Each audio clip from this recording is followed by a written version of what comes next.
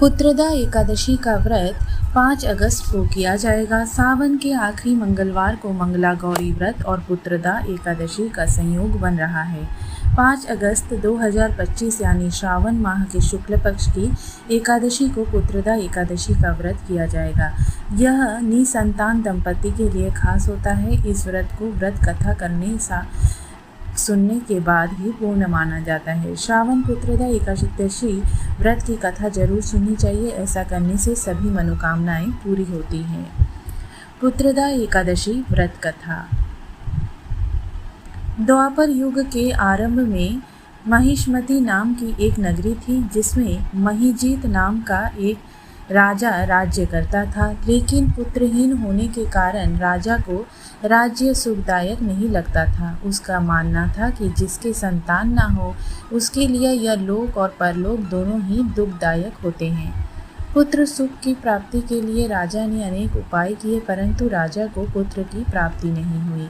वृद्धावस्था आती देखकर राजा ने प्रजा के प्रतिनिधियों को बुलाया और कहा कि प्रजाजनों, मेरे खजाने में अनन्य से उपार्जन किया हुआ धन नहीं है, ना मैंने कभी देवताओं तथा ब्राह्मणों का धन छीना है।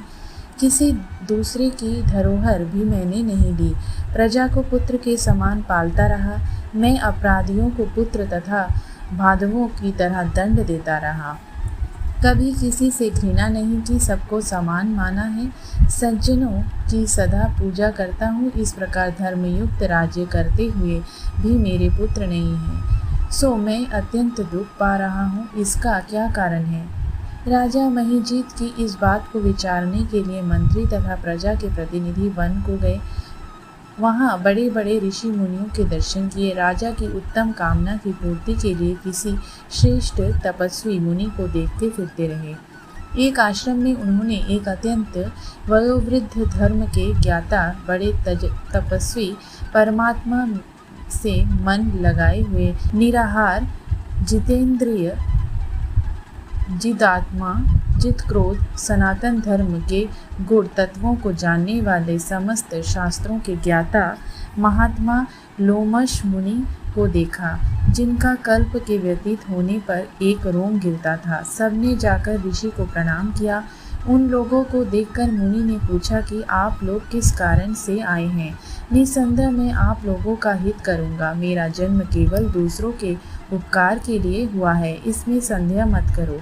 लोमश ऋषि के ऐसे वचन सुनकर सब लोग बोले, हे महेश, आप हमारी बात जानने में ब्रह्मा से भी अधिक समर्थ हैं। अंततः आप हमारे इस संदेह को दूर कीजिए। महिष्मति पुरी का धर्मात्मा राजा महिजीत प्रजा का पुत्र के समान पालन करता है, फिर भी वह पुत्रहीन होने के कारण दुखी है।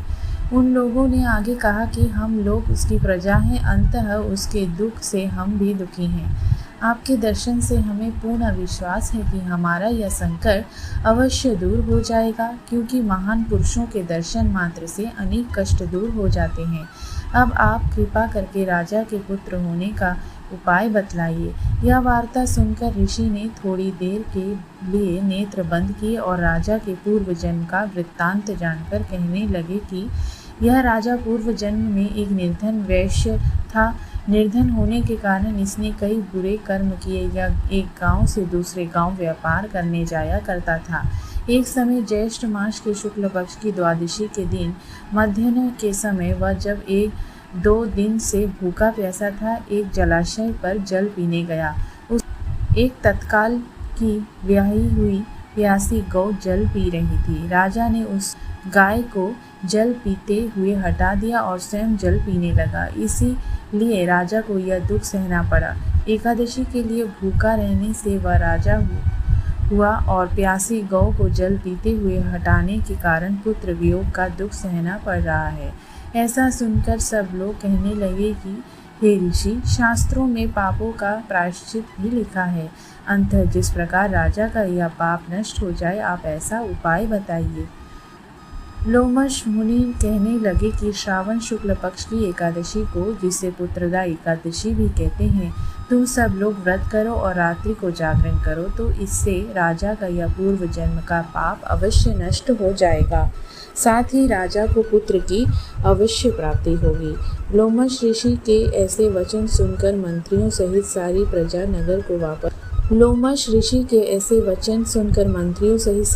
नगर को वापस लौट आई। और जब श्रावण शुक्ल एकादशी आई तो ऋषि की आज्ञा अनुसार सबने पुत्रदा एकादशी का व्रत और जागरण किया। इसके पश्चात द्वादशी के दिन इसके पुण्य का फल राजा को दिया गया। उस पुण्य के प्रभाव से रानी ने गर्भ धारण किया और प्रसव काल समाप्त होने पर उसके घर एक बड़ा तेजस्वी पुत्र उत्पन्न हुआ। इसलिए हे राजन, इस श्रावण शुक्ल एकादशी का नाम पुत्रदा पड़ा। अंततः संतान सुख की इच्छा हासिल करने वाले इस व्रत को अवश्य करे। इसके महात्म्य को सुनने से मनुष्य सब पापों से मुक्त हो जाता है और इस लोक में संतान सुख होकर परलोक में स्वर्ग को प्राप्त होता है। ओम नमो भगवते वासुदेवाय नमः।